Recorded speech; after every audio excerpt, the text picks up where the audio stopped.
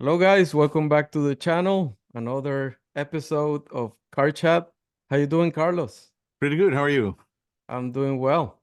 Many Awesome. topics to talk about. I'm glad that everyone is joining because we have many things to talk about. There'll be plenty of episodes. And this is another one that we have done before over the years, and people are asking for it. And it has to do with our favorite storylines for Formula One before the season begins. We're like 40 something days away from the Yep. beginning of the season in 2024, and we're Yep. going to share our top three storylines. But Yes. before we do that, I want to thank our sponsor, Rolls-Royce Motor Cars of Raleigh. Rolls-Royce Motor Cars Raleigh provides the Carolinas with a pristine collection of Rolls-Royce models and unforgettable service. From viewing to paperwork and financing, their exceptional team of professionals streamlines the experience for you so that every moment here is a world-class encounter. Their friendly personnel are experts in what they do and are happy to help. If you're in the Raleigh area, visit their showroom today and find a product that defines you. If you're not located in the Raleigh area or prefer to work with them virtually, they offer a variety of remote services, including white glove delivery. They'll help you find the Rolls-Royce or other luxury car and leave you with a smile. All right, so we're back. Carlos, Hello. let's do this in a certain way. Why don't I start? I Okay. will go 3, 2, 1. One being my favorite storyline that I'm looking forward to this year. So Okay. I'll share number 3, then you do the same, and then we get Okay. to number 1. How about We'll that? do that. Awesome. All right, so my third storyline that I'm looking forward to is what's going to happen with Aston Martin. So I became an Aston Martin fan over the last year. It's no secret that you and I are both fans of our friend Fernando Alonso. That's So, right. and he did fantastic in 2023. I'm really looking forward to see what changes we see in the new car. I know the investment is there, Hmm. and they have invested in a new factory. They have a wind tunnel coming. I don't know if the wind tunnel is operating, but it will be operating soon. Might be for next season. I'm not sure about that, but we can find out, and then put the information below. Hmm. But I want to see what Fernando can do with a better car. The other thing is the Lance Stroll or the Stroll influence is not the same because Papa Stroll sold a big portion of his stake in the company Correct. to some investors. So there's people talking about the fact that if Lance doesn't perform, Yep. then he might not necessarily make it. So we know he's there. While Lawrence Stroll is in charge of the company, but we don't know what's going to happen now. So anyway, I think it was a developing story in 23. They were doing great. Then they lost some ground, and I'm looking forward to see if they can come back strong. So that's my number 3 story. What's yours? Well, my number three story is actually McLaren. I honestly believe they will be picking up where they left, plus enhancements over last year. And I got a good feeling that they're gonna come out of the gate blazing guns, super, super hot. We got a quick reveal of what delivery is gonna look like. Right. Even though the car reveal is gonna be in mid-February, the delivery, it's just a little enhancement over what was done last year. You can see in Yes. the side a little bit more Yeah, black I'm on it. gonna put the picture here. Yeah. But I got a feeling they're bringing more gains in the season. They got a good understanding of their car.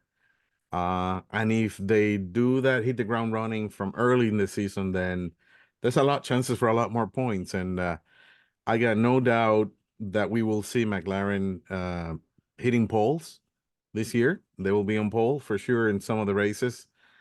Can they pull the win, the elusive win? It's gonna be tough, but I think there's gonna be more competition this year.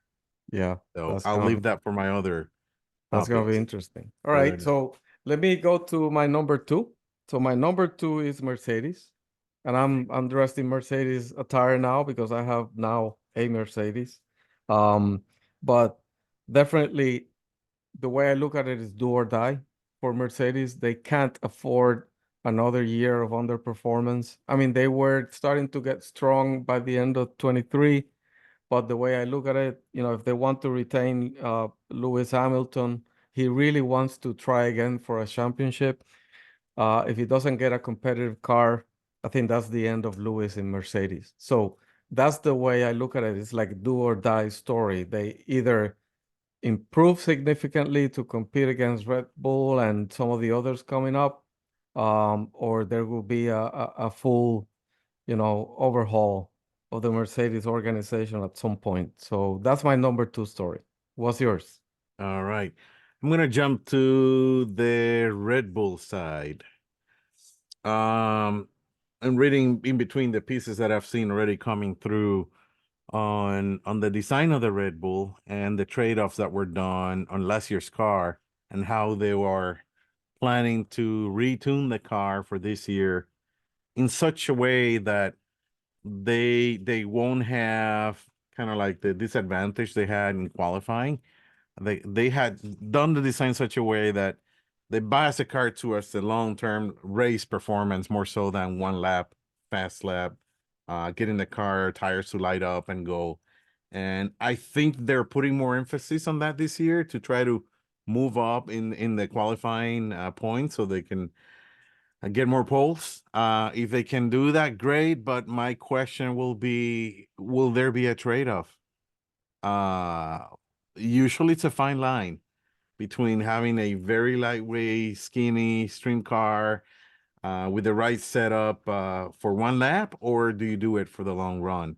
They have big advantage with the drag reduction system, and that allowed them to pass very easily on track, which meant, hey, I'm gonna pass all day long. I qualify near the top all the time. I got a good chance of winning races left and right. Right. How that changes for this year, for how much, we will have to see. And I think that's going to be a developing story for the Yeah. first 5 races in the season. Yeah, I think Red Bull is not in my stories, but I like to see other people win other than Red Bull. So, and there's That'll some be drama nice. on their second driver, which will be fun to watch. That'll be Um, nice. yeah, it'll be nice. So let's go to my number one story. Before I do that, I want to give a shout out to Above Headwear. We're That's both right. wearing the headwear. I'm gonna put the information down below. Quality headwear from here in North Carolina, locally owned. So Yep. you should follow them and make sure you look at their The merchandise. top quality. It's one of my Top favorites. I quality. still use It's them great. daily. Great headwear. Yep. So my number one story is McLaren. Wow. No secret. I'm a big fan of McLaren, big fan of the development last year. Oscar Piastri had an incredible year, best rookie year in a long time. Lando is getting better by the minute. They need to make sure that they retain him because he's going to be hot property. His contract runs out in 25. The upgrades to the car, what I heard from McLaren this week is that the car is already faster than last year's Red Bull. So that's pretty significant. They have a new wind tunnel. So they have used their new wind tunnel in the development of this car. And I sense some cockiness from McLaren. They are releasing delivery first. They are talking about how this is not, another year, but rather a year where they feel they can compete in the top three. And there's a fresh line of investment that happened recently. So all planets seem to be aligning for what could be an incredible year for McLaren, and I'm really looking forward to it because it's a great brand, a great car brand too, and I think fans of Papaya will be very happy to see what happens this year. So that's my number one story. What's yours? Well, on this one, I'm going to say it's the There you go. Mercedes team for F1. I think with the idea and what we saw recently, contract from Toto got extended 2026. He wouldn't do that if he didn't know good things are coming. So I got a good feeling that this team with James back doing what he's supposed to do, for the time being, that car will shine again. And what I will make a bold prediction, that's gonna be the hottest competition for Red Bull this year. And following the steps of those two, I think it's gonna be McLaren. Um, like you mentioned, they have a lot of good things done, a lot of progress in the car, so that's awesome. But Mercedes, I think they understood the problems. They're working hard with the right people again. Eye on the ball, and I think with Toto wanted to be back again, leading the team. He's not gonna lead it just 1 year and win it. He's gonna wanna make a statement and go back and win it maybe a couple times, maybe 3 for the length of the contract he made. Would be great to see, honestly. That and would see- be the battle. If they win it Right. true neck to neck and pull it at the end of the season, that's what we want to see. We don't want Right. to see a runaway season by somebody winning, Oh no, same team no, winning 24 races or 23, no, 22. no. Make it competitive, and yeah, I'm rooting for them too now. And I want Lewis to have another chance at a championship. So hopefully Yep. he can compete. Will be fun to watch, and I hope the livery of the car it's more in the silver arrow type, which I really like. Let's see what liveries look like. But yeah, I'm looking forward to see that fight for the top spot, and I think they have a great chance. It's funny before we finish that we don't talk about Ferrari. I mean, we have so low expectations, right? No, well, Yeah. before we finish the episode, I'll just say this about them. The head of the strategy of Ferrari is out. Right. Good.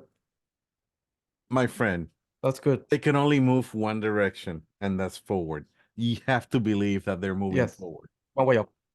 Only one. Yeah. Right. I agree. Yeah. We'll see what happens. But that probably is a separate story. But yeah, those are the top 3 storylines from Carlos and myself. We're looking forward to this year. It's going to be exciting. We're going to do more content on Formula One. But for now, we're going to leave it there. Carlos, thank you for always being in the channel. Appreciate welcome. it. And I invite everyone to subscribe, follow us on Instagram, and the rest of social media. All the links are here. And looking forward to the next episode. So thank you, Carlos, and take care, everybody. Stay tuned. See See ya. ya.